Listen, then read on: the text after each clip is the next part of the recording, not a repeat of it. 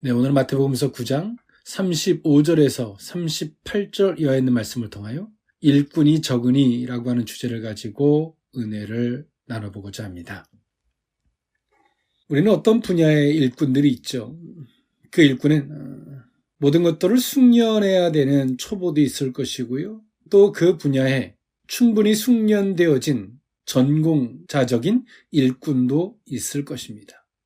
또 그런 일꾼들로 말미암아 어떤 일들이 원활하게 돌아가지게 되겠죠. 주의 일도 마찬가지입니다. 주의 일도 주의 일에 적합한 일꾼이 필요할 텐데요. 그 적합한 일꾼들로 말미암아 하나님은 당신의 뜻을 나타내시고 당신이 원하시는 그 뜻을 이루어 가시는 하나님이 되시는 줄 믿습니다. 네, 오늘 이 본문이 있는 말씀, 예수님께서 맹인된 자를 치유해 주셨습니다. 오늘 이 본문의 앞선 내용들인데요. 그리고 오늘 이 맹인들에게 예수님이 그들을 치유하시면서 말씀하셨죠. 내가 능히 이 일을 할 줄을 믿느냐? 그들은 거침없이 주여 그러하오이다 라고 대답을 했습니다. 그리고 예수님은 그들을 치유하시면서 이런 말씀을 하셨습니다. 그들의 눈을 만지시며 이르시되 너희 믿음대로 되라 라고 말씀하셨습니다. 그리고 이들의 눈이 그 즉시 밝아졌고요. 그리고 예수님은 그 맹인들에게 절대 이 모든 일들을 다른 사람들에게 아무에게도 알리지 말라라고 말씀하셨지만 맹인들은 자신들이 치유받은 것을 나가서 온 동네에 소문을 냈습니다. 또 이 일이 있고 난 이후에 귀신 들려서 말 못하는 이를 예수님께 데려왔는데 예수님이 그를 치유하셨습니다. 이 일을 바라보고 있던, 목도하고 있던 바리새인들은 예수님이 하시는 이 모든 일들을 가르쳐서 귀신의 왕을 의지하여 귀신을 쫓아낸다라고 예수님이 하시는 사역을 해석했고 평가절하했습니다. 그럴 때 오늘 예수님이 오늘 이 본문에 있는 말씀을 통하여 말씀하신 겁니다. 일꾼이 적다. 그리고 주인에게 그 일꾼을 보내달라, 청하라 라고 예수님이 말씀하셨습니다. 오늘 예수님이 하시는 이 모든 사역을 어떤 시각으로 과연 볼 것인가? 이때 당시에 종교 지도자들은 예수님이 하시는 이 모든 것들을 하나님에 대한 잘못된 의식 속에서 예수님이 하시는 일을 바라봤고 예수님이 하시는 일은 그들은 이해도 할 수 없고 받아들일 수 없고 그리고 그들은 임의적인 해석으로 더 이상 그 고민을 멈추고자 했습니다. 우리는 바리새인들과 같이 우리가 하나님에 대한 잘못된 인지가 있으면 하나님이 하시는 일들에 대해서 우리가 바라볼 때 당연히 혼란이 올 수밖에 없습니다. 그 혼란은 우리가 하나님에 대한 잘못된 인지로부터 온 결과입니다. 충돌이 오는 거죠. 그럴 때 우리는 한편에서는 혼란스럽고 한편에서는 고통스럽지만 또 한편에서는 그것이 우리의 신앙을 바로잡을 수 있는 기회이기도 합니다. 근데 사람들은 고민하지 않아요. 충분히 심사숙고하고 고민하고 기도하면서 또 성경 말씀도 보면서 그 모든 것들을 어떻게 바라봐야 할 것인가에 대한 영적인 이 고뇌를 하지 않습니다. 그렇기 때문에 계속 2중, 3중 범죄를 하는 거예요. 이 영적인 고뇌를 한다는 것은 피곤한 일입니다. 왜? 명쾌하지 않으니까. 어떤 주어지는 문제들을, 난제든 어떤 문제들을 빨리빨리 어떤 결정을 지어놓고 좀 편하게 살았으면 좋겠거든요. 그런데 어떤 주어지는 문제를 계속 고민해야 되니까 피곤하죠. 더 이상 신경 쓰고 싶지 않아요. 혼란스럽습니다.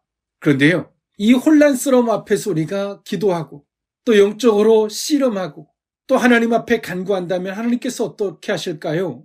우리에게 잘못된 인식, 잘못된 의식, 그 잘못된 해석들을 수정할 수 있는 기회로 삼아주실 줄 믿습니다.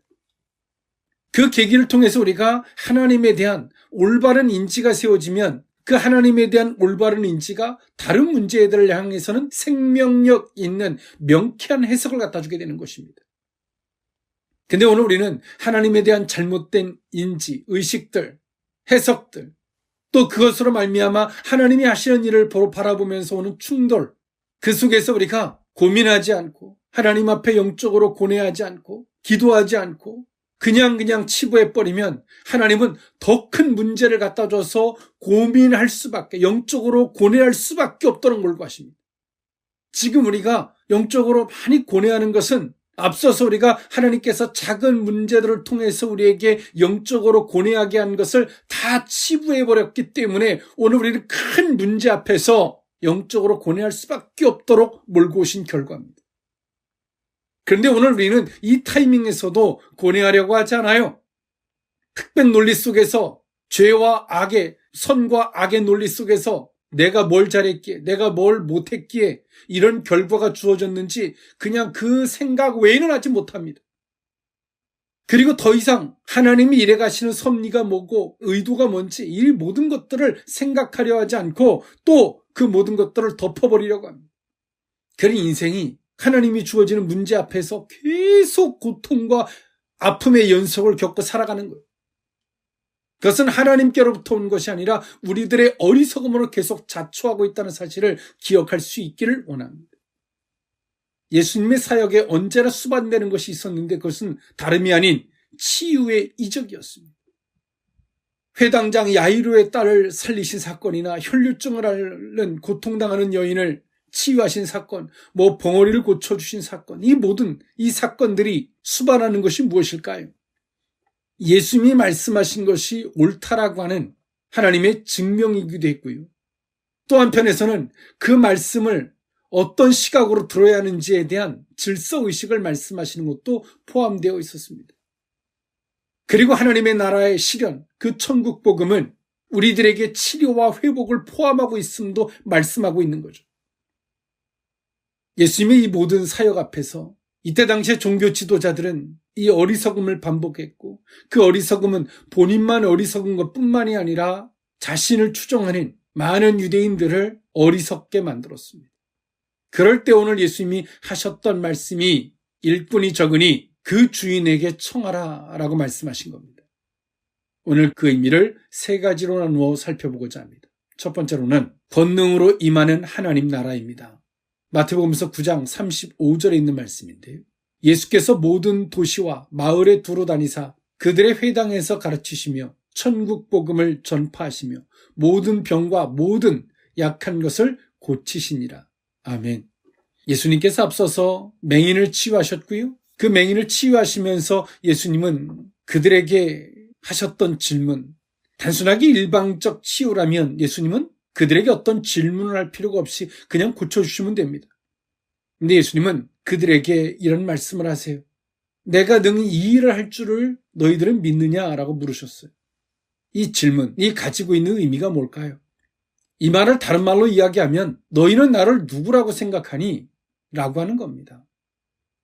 또 두 번째로 오늘 맹인들은 예수님을 다윗의 아들, 구약에 예언되었던 말씀으로 오신 메시아, 다윗으로 말미암아 예언되었던 말씀으로 예언되었던 약속의 성취자로 예수님을 봤죠.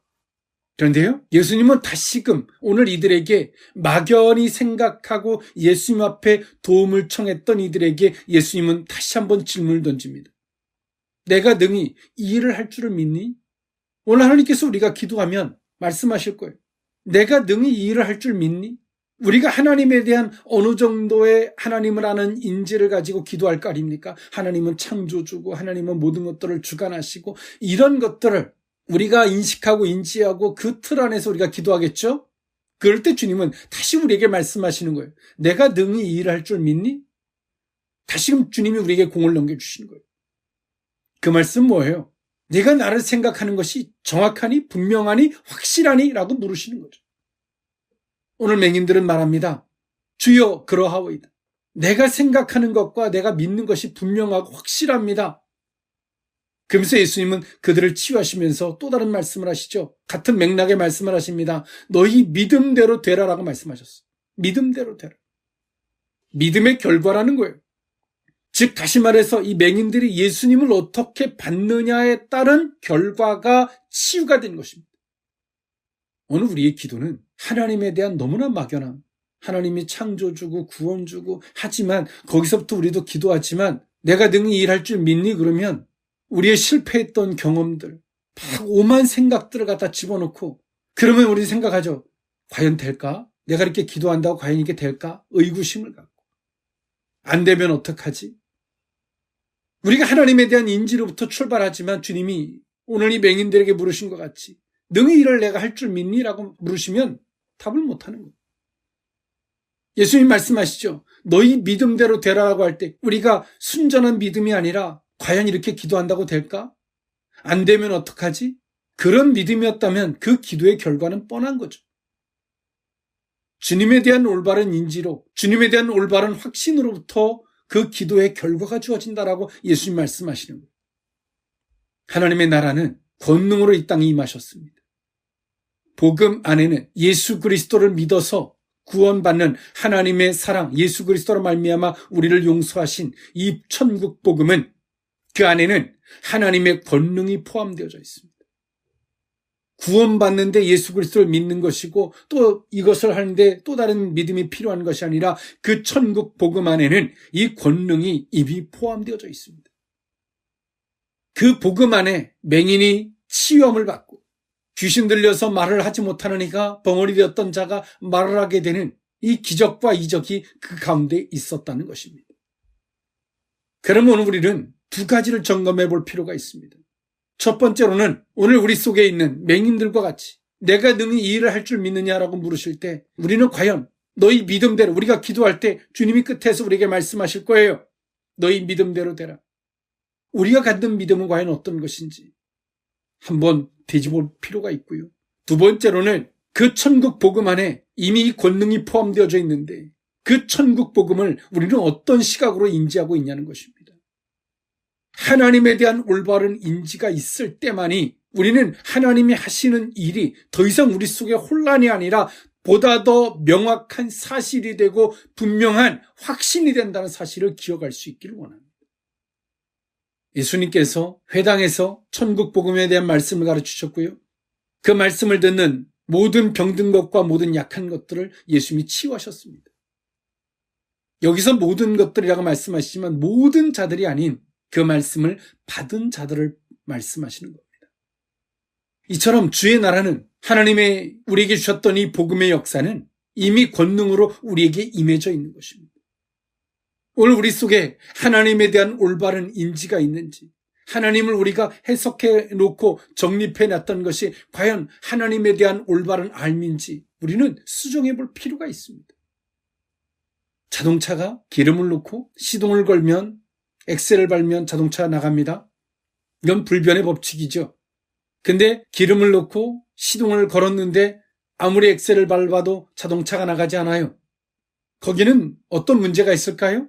똑같은 것을 수행했는데 그대로 되지 않으면 이건 자동차가 고장나 있는 거예요.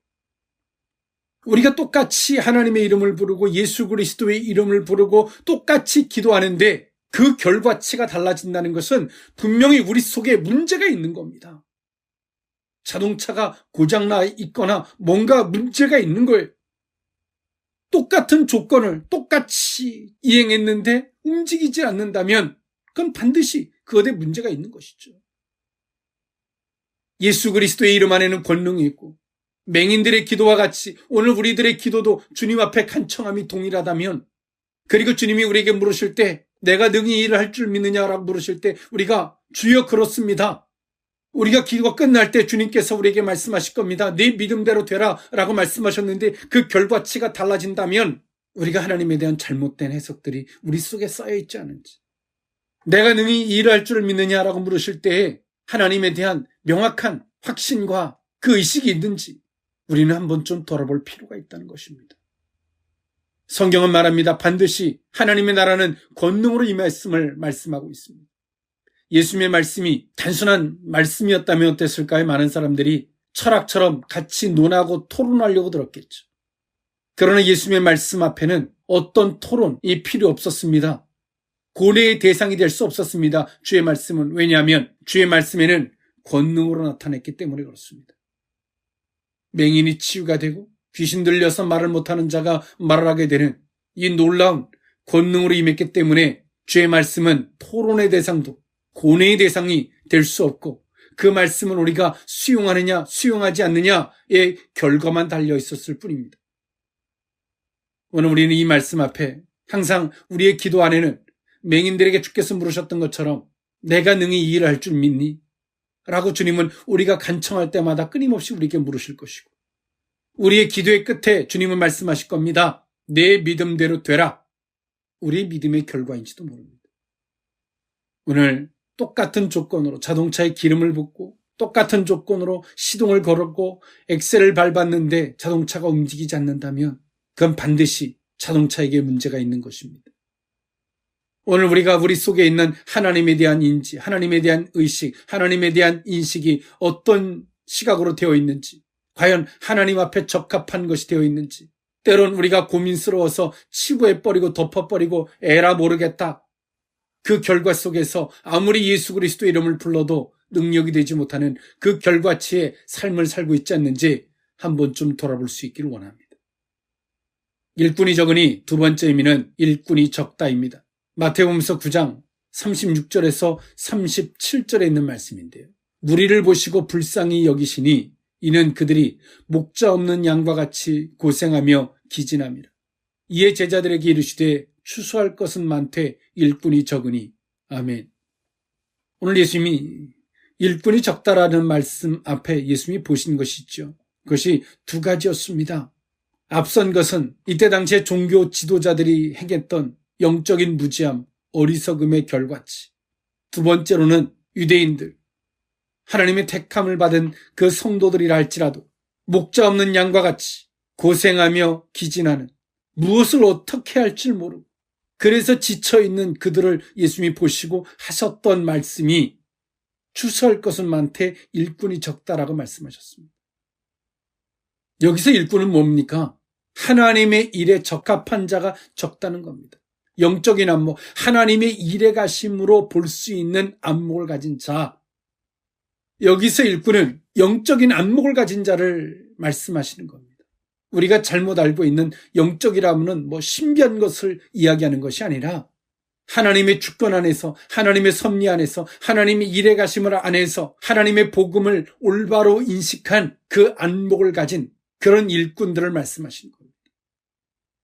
목자 없는 양은 어떨까요? 항상 길을 헤매기 바쁘고 항상 지쳐 있겠죠. 목자가 있다면 어떻게 될까요? 길을 찾냐고 헤매지 않고 이것이 길이다라고 하면 그 길로 가겠죠. 그리고 지쳐 있지 않겠죠. 왜? 양이 지쳐 있지 않도록 목자는 풀과 물을 공급해 주기 때문에 그렇습니다. 근데 여기서 예수님께서 또 말씀하신 게 추수할 것은 많대. 추수. 이제 목자의 음성을 들을 수 있는 자들이 있는데 그렇게 하나님 안목에서 하나님 뜻하심 안에서 그 영적인 안목으로 볼 수 있는 자들이 없다라고 예수님 말씀하신 거예요. 적다라고 말씀하신 겁니다. 우리는 세상에서 사람과 사람의 관계 속에서 제시되어지는 논조들이 있습니다. 인격적이고 성품이 있고 학식이 있고 덕이 있으며 그럴 때 우리는 그 사람들과 서로 만나고 싶고 교제하고 싶고 세상에서 제시한 조건들이죠. 그러나 하나님이 제시한 조건은 어떤 걸까요? 하나님이 제시하는 조건은 일꾼을 먼저 말한다면 하나님의 섭리 안에서 볼 수 있는 자, 하나님의 주권 안에서 볼 수 있는 자, 그렇게 영적인 안목으로 바라볼 수 있는 자를 일꾼일 것이고요. 또 그 일꾼과 상대되어질 그 대상은 추수, 즉 다시 말해서 그 말씀을 들을 수 있는 갈급한 심령, 겸손한 심령, 사모하는 심령을 말씀하실 겁니다. 목자와 양은 서로가 잘 만나야 돼요. 목자가 영적인 안목 속에서 하나님의 주권 안에서 그 갈급한 심령을 만나면 엄청난 시너지가 됩니다. 무슨 말을 해도 아멘. 그리고 하나님께서 책임져 주시는 권능으로 임하는 하나님의 역사가 항상 그 가운데 포함되어집니다. 그런데요, 반대로 목자가 영적인 안목을 갖고 있어요. 그런데 출수에 적합한 갈급한 심령이 아니라 곧 죽어도 내 방법대로 하고 싶고 내 뜻대로 하고 싶고 여전히 내 틀이 강한 사람을 만난다면 목자는 어떻게 될까요? 목자와 그 양은 항상 다투는 자가 됩니다. 목자는 책망을 해야 되고 양은 그 소리가 듣기 싫어서 거부해야 되는, 항상 하나님의 진노가 사는 그 결과치로 주어지는 겁니다. 권능의 결과치가 아니라 항상 하나님의 책망의 결과치가 주어지게 됩니다. 또 하나의 예는 목자가 굉장히 인간적입니다. 바리새인들과 사두개인들처럼, 바리새인처럼 하나님을 잘못 오해한, 잘못 인식한 목자와 추수의 갈급한 심령이 만나면 어떻게 될까요? 목자는 양을 끌고 가고 싶어 하지만 양은 그걸 따라가려고 순종해도 뭔가 어려워져요. 결과치도 똑같이 부딪히고 어렵고 고통이 맞아요. 또 하나 예가 있습니다. 하나 더 있습니다. 목자도 인간적이고 목자도 하나님을 임의적으로 판단했고 그리고 그 양도 자기 멋대로 자기 임의적으로 하나님을 판단한 두 사람이 만나면 어떻게 될까요? 이단처럼 엄한 길로 갑니다. 좋을 때는 서로가 좋아서 죽는데 거기에는 생명력도 하나님의 권능도 임하지 않는 갈급하고 지쳐가는 삶을 살게 됩니다. 우리는 여기서 어떤 예가 우리와 적합한지 한 번쯤 돌아보미 마땅할 줄 믿습니다. 여기서 예수님은 일꾼이 적다라고 하시는 말씀, 이처럼 하나님의 주권과 하나님의 섭리와 그 영적인 안목에서 바라보는 사람이 적다라고 말씀하셨어요. 그 양들은 바리새인들과 사두개인, 이때 당시의 종교 지도자들과 지치고 지칠 대로 지쳐서 하나님에 대한 사모함과 그 영적인 갈급함이 극에 달아 있었거든요. 우리는 어떤 자리에 서고 싶은지 다 소망은 다 하나님이 일꾼된 자리에 서고 싶죠. 그러나 내가 똑같이 하나님을 임의적으로 해석하고 판단해서 하나님의 섭리를 임의적으로 또 판단하는 그 자리에 선다면 우리는 바리새인들과 사두개인들과 다를 바가 없습니다. 나만 종교적으로 타락한 자가 아니라 상대편의 영혼도 갈급하게 만드는, 지치게 만드는 주역이 된다는 사실을 기억할 수 있기를 원합니다. 일꾼이 적은 이 마지막 세 번째 의미는 보내주소서 하라입니다. 마태복음서 9장 38절에 있는 말씀인데요. 그러므로 추수하는 주인에게 청하여 추수할 일꾼들을 보내주소서 하라 하시니라. 아멘. 여기서 예수님은 두 가지를 분명히 합니다.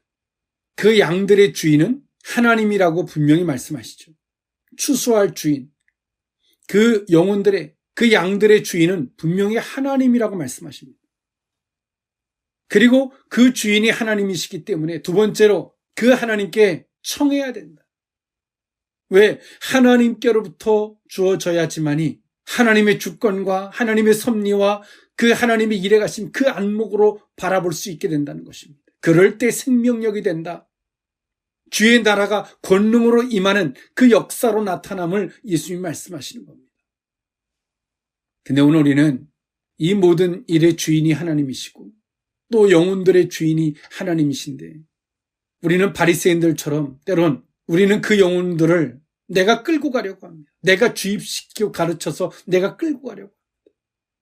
우리가 항상 영혼들을 모든 일들을 대할 때 그 모든 일들의 주인은 하나님 되십니다. 그래서 그 모든 일들은 우리가 선포하고 뭔가를 증언하고 하되 그 모든 끝에는 보내주소서 하라. 그 모든 일의 주인이 하나님이신 것을 선포하는 것, 곧 그것이 간청하는 자세입니다. 우리가 그 모든 일의 끝에 왜 기도해야 되는지 오늘 예수님은 분명히 말씀하시죠. 그 일의 주인이 하나님이시기 때문에 그렇다라고 말씀하십니다. 우리 영혼의 주인이 누구십니까? 하나님이십니다. 그래서 하나님께 간청해야 되는 것이고요. 우리의 가정의 주인이 누굽니까? 하나님입니다. 그래서 그분께 간청해야 되는 것입니다. 그 모든 끝에는. 말씀을 정리할까 합니다. 오늘 우리는 하나님에 대한 올바른 인식, 그 의식, 그 속에서 하나님이 하시는 일을 바라볼 때 권능으로 임하는 하나님의 나라의 그 영광의 수혜자가 될 수 있습니다.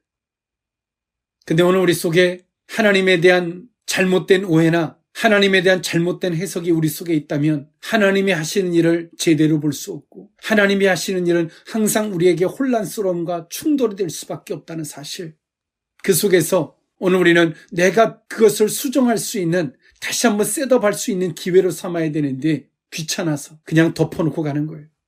그것이 결과입니다. 오늘의 삶이. 아무리 예수의 이름을 불러도 어떤 사람에게는 권능으로 임하는데 어떤 사람에게는 예수의 이름이 아무 효과가 나타나지 않아요. 천국 복음이 틀렸거나 우리 속에 하나님에 대한 잘못된 의식, 복음에 대한 잘못된 의식이 우리 속에 있는 결과라는 사실을 기억할 수 있기를 원합니다. 예수님은 지금도 일꾼이 적다라고 말씀하십니다. 많은 사람들이 일꾼이 되고 싶어 하지만 예수님은 지금도 일꾼이 적다라고 말씀하십니다. 하나님의 안목에서, 하나님의 식견으로, 그런 영적인 안목으로 바라볼 수 있는 일꾼, 하나님의 일에 적합한 자를 주님은 지금도 찾고 계십니다. 그 안목에서 바라볼 때 예수님의 권능의 복음이 저와 여러분들에게 전하는 권능의 복음으로 함께 하시고 나타나게 되실 줄 믿습니다. 기도하겠습니다. 사랑의 하나님, 일꾼이 적으니 그러므로 추수하는 주인에게 청하여 추수할 일꾼을 보내주소서라 라고 말씀하셨던 주님, 우리 속에 복음에 대한 올바른 의식이 있는지, 하나님에 대한 올바른 정립이 되어 있는지 돌아볼 수 있기를 원합니다. 하나님에 대한 그릇된 의식이 예수님께서 귀신 들려 벙어리 된 자를 치유하실 때 귀신의 왕으로 그 귀신을 내어 쫓는다라고 평가절하했던 바리새인들의 자리에 서 있지 않는지 돌아볼 수 있기를 원합니다. 수많은 나를 하나님에 대한 잘못된 의식 속에 영적으로 고뇌할 수 있도록 하나님께서 우리에게 기회를 주셨음에도 불구하고 귀찮아서, 싫어서, 고민하는 것이 고통스러워서 덮어버리고 뒷전으로 미룬 결과의 오늘의 우리의 삶.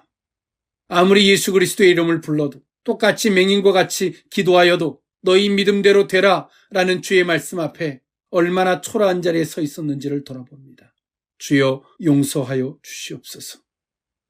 다시 한번 하나님, 오늘의 이 말씀이 주 예수 그리스도의 하나님을 올바로 아는 믿음으로 거듭날 수 있는, 그렇게 새롭게 정립되어 줄 수 있는 기회로 삼아 주옵소서. 축복하옵고 예수님의 이름으로 기도하옵나이다. 아멘.